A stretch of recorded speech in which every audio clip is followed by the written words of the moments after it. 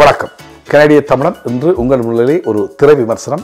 Kelly திரைப்படம், விஜயனுடைய Kelly திரைப்படம் ரீரிலீஸ் செய்திருக்கிறார்கள். அது மட்டுமல்ல, அந்த திரைப்படத்தை மீள ரீரிலீஸ் செய்திருக்கிற உலகளாக இருக்கக்கூடிய தமிழ் மக்களிடத்திலே, குறிப்பாக கனடாவிலும் இங்கே 5-6 தியேட்டர்களில் ஓடுகிறது. அதை பற்றி ஒரு திரை விமர்சனம்.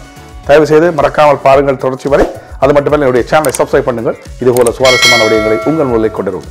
வாருங்கள் போவோம். இந்த கில்லி திரைப்படம் 2004ஆம் ஆண்டு ஏஎம் ரத்னம் ப்ரொடியூஸ் பண்ணி வித்யாசாகர் இசையமைத்திருக்கின்றார். தரணி அவருடைய இயக்கத்திலே உருவான இந்த திரைப்படம். இந்த திரைப்படத்தில் கதையை பொறுத்தவரை அனைவருக்கும் தெரிந்திருக்கும். என்று கேட்டால், நீங்கள் அனைவருமே பார்த்திருப்பீர்கள். இந்த திரைப்படம் விஜய்க்கு ஒரு பயங்கரமான ஒரு திருப்புமுனையான திரைப்படம் தான் இந்த கில்லி திரைப்படம். 20 வருடங்கள் கழித்து இந்த திரைப்படத்தை திரைக்கு கொண்டு வருகிறார். ஒரு சில மோடிஃபிகேஷன் டெக்னாலஜிகளை யூஸ் பண்ணி மீண்டும் கொண்டு வந்திருக்கிறார். காரணம் என்னவென்று கேட்டால், இந்த திரைப்படத்திலே விஜய் ஒரு 20 வருடத்துக்கு முன்னால் எப்படி நடித்திருக்கின்றார். இப்பொழுது பார்த்தீர்களானால் அண்மையிலே அவருடைய திரைப்படம் லியோ வந்திருக்கின்றது. இந்த லியோ விஜயையும் நீங்கள் இந்த 20 வருடத்துக்கு முன்னால் இருந்த விஜயையும் கம்பேர் பண்ணி பாருங்கள். குறிப்பாக இப்பொழுது நாங்கள் டீனேஜாக இருக்கின்ற வழியில் இந்த திரைப்படத்தை முதலிலே பார்த்தேன். ஆனால் தற்பொழுது இருக்கக்கூடிய இந்த 2000 ஆண்டுகளுக்கு பிறகு பிறந்த கிட்ஸ் இந்த திரைப்படத்தை பார்க்கின்ற போது அவர்கள் விஜயனுடைய லியோ திரைப்படத்தை பார்த்திருப்பார்கள். அதை பார்த்துட்டு மீண்டும் வந்து இந்த திரைப்படத்தை பார்க்கின்ற போது அவர்களுக்கு ஒரு பூரிப்பாகவும் ஒரு வித்தியாசமான முறையாக இருக்குது. காரணம் என்று கேட்டால், இந்த திரைப்படம் ஒரு வெரி ஃபேமிலி ஓரியன்டாக இருந்தது. குடும்பமாக சித்தரிக்கப்பட்ட ஒரு திரைப்படம். அது மட்டுமல்ல, தெலுங்கிலே கூட இந்த திரைப்படத்தை, தெலுங்கிலே தான் வந்த திரைப்படத்தை அவர்கள் கொஞ்சம் மோடிஃபிகேஷன் செய்து தரணி அருமையாக எடுத்திருந்தார். இந்த திரைப்படத்தை ஏஎம் ரத்னம் ப்ரொடியூஸ் பண்ணியிருந்தார். வித்யாசாகர் இந்த திரைப்படத்தில் நீங்கள் இப்படியான ஒரு நல்ல ஒரு இசையமைப்பாளர். அந்த கில்லியிலே நீங்கள் பாடல்களை பாடுங்கள். தொடர்ச்சியாக இந்த விஜய் அவருக்கு அந்த பாடல்கள் எல்லாம் அவ்வளவு ஒரு, அதாவது டான்ஸ் ஆடக்கூடிய பாடல்கள் எல்லாம் மிக ஒரு வித்தியாசமான முறையில் வித்யாசாகர் ஒரு சிறந்த இசையமைப்பாளர். ஆனால் ஏன் அவருக்கு இன்னும் அவர் சில வேளை தான் ஓய்வு பெற்று விட்டாரோ தெரியவில்லை. இன்னும் அவர் இப்படியான திரைப்படங்களுக்கு இசையமைத்த ஒரு சிறந்த இசையமைப்பாளர். ஸோ அவருடைய இசை மிக துல்லியமாக ஒரு வித்தியாசத்தை காட்டும். எப்படி ஒரு ஏஆர் ரஹ்மானுடைய இசை இருக்கின்றதோ, இளையராஜாவின் இசை இருக்கின்றதோ, அதுபோல இது ஒரு வித்தியாசமாக, இது வித்யாசாகருடைய இசைதான் என்று கண்டுபிடிக்கும் அளவுக்கு இருக்கும் அவருடைய இசை. பிஜிஎம் எல்லாம் அருமையாக செய்திருந்தார் இந்த திரைப்படத்தில். எனவே இந்த 2000க்கு உள்ள பிறகு பிறந்த இந்த கிட்ஸ்கள் இப்பொழுது டீனேஜாக இருப்பார்கள், 20 வயதுமாக இருப்பார்கள்.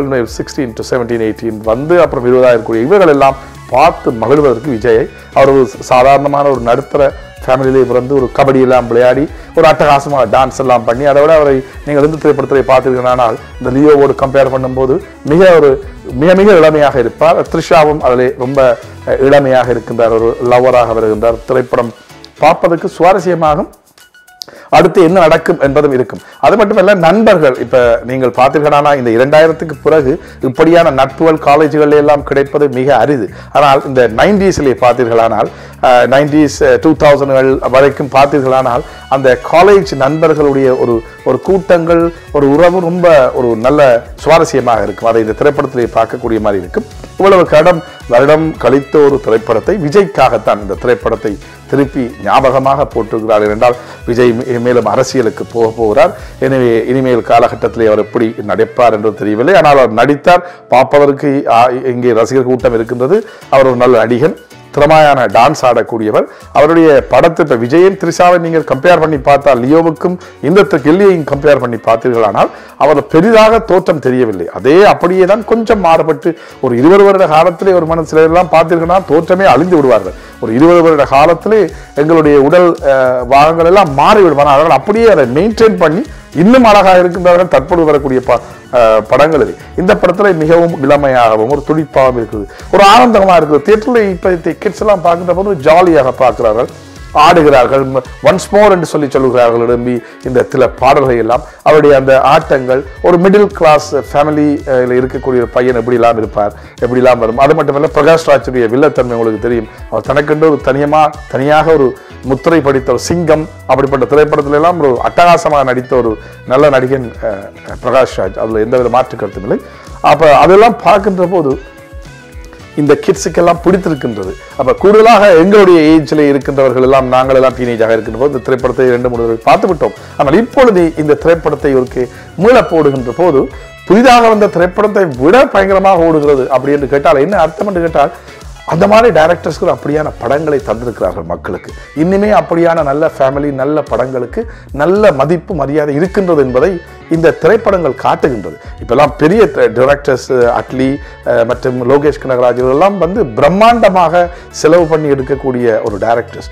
அவர்கள்லாம் இருக்கக்கூடிய இந்த காலகட்டத்திலே இந்த திரைப்படத்தை மீண்டும் ரிலீஸ் பண்ணி போட்டு காட்டுகிறார்கள். படம் நன்றாக இருக்கிறது. இங்கே வளர்ந்த கனடாவில் இருக்கக்கூடிய இந்த யங் ஜெனரேஷன் எல்லாம் பார்த்து ரசிக்கிறார்கள். அவர்களுக்கு பிடித்திருக்கு. விஜயை மீண்டும் ஒரு இளமையான தோற்றத்திலே அதே போல பார்க்கிறது பிடித்திருக்கு. எனவே தமிழிலே இப்படியான நல்ல திரைப்படத்தை இவர்கள் போட்ட டைரக்டர்ஸ், இந்த மியூசிக் டைரக்டர் வித்யாசாகர், இவர் இந்த டைரக்டர் போன்றவர்கள் எல்லாம் வந்து மீண்டும் நல்ல படங்களை தர வேண்டும் என்றது என்னுடைய ஆதங்கம். நீங்கள் வந்து இதுபோல ஒரு நல்ல படங்களை எல்லாம் தர வேண்டும். அதற்கு உங்களுக்கு இதுபோல ஒரு நல்ல ஹீரோவும் கிடைக்க வேண்டும். என்றால் இவர்கள் இப்பொழுது அவர்களுடைய பாதையை மாறுகின்றது. நல்ல விஜய் எல்லாம் ஒரு நல்ல ஹீரோ இருக்கின்றார். அவரெல்லாம் அவருடைய பாதைகளை மாற்றிக்கொண்டு போகின்றார். மூவியில் வந்து இப்பொழுது அரசியலுக்கு இறங்கிக் கொண்டிருக்கிறார். எனவே யார் இப்படியெல்லாம் ஹீரோ வருவார் என்று தெரியவில்லை. எனவே மறக்காதீர்கள், திரைப்படத்தை பாருங்கள், ஆனந்தமாக இருக்கும். பார்த்திருப்பீர்கள், உங்களுடைய பிள்ளைகளை பார்க்க சொல்லுங்கள், ஆனந்தமாக இருக்கும். அது மட்டுமல்ல, விஜய் பார்ப்பதற்கும் த்ரிஷா விஜய் எல்லாம் அட்டகாசமாக நடித்திருக்கிறார்கள். சுவாரஸ்யமான திரைப்படம், குடும்பத்தோடு நீங்கள் பார்க்கலாம், பார்த்து மகிழுங்கள். இப்பொழுது இந்த திரைப்படம் எப்படி கெல்லி வந்ததோ அதே போல விஜயனுடைய பூவை உனக்காக இப்படி அவருடைய திருப்புமுனைகளான திரைப்படத்தை மீண்டும் எடுத்து போட்டால் எங்களுடைய 2K கிட்ஸுகள் பார்ப்பதற்கான வாய்ப்புகள் வரும். அது மட்டுமல்ல, அவரை இது ஒரு விஜயை ஒரு நடிகன் மட்டுமல்ல, ஒரு இந்த அரசியல்வாதியாக அவரை இந்த யங்ஸ்டர்ஸ் ஜெனரேஷனிலே முத்திரை பதிப்பதற்கு இந்த திரைப்படங்கள் மிக உதவியாக அவருக்கு இருக்கும் என்று நான் நம்புகிறேன். மீண்டும் தொடர்ச்சியாக பாருங்கள், மறக்காதீர்கள், சப்ஸ்கிரைப் பண்ணுங்கள். மீண்டும் இதுபோல ஒரு ரிவ்யூ மற்றும் சுவாரஸ்யமான உரையிலே உங்களை சந்திக்கிறேன். நன்றி கூறி விடுகிறேன். நன்றி, வணக்கம்.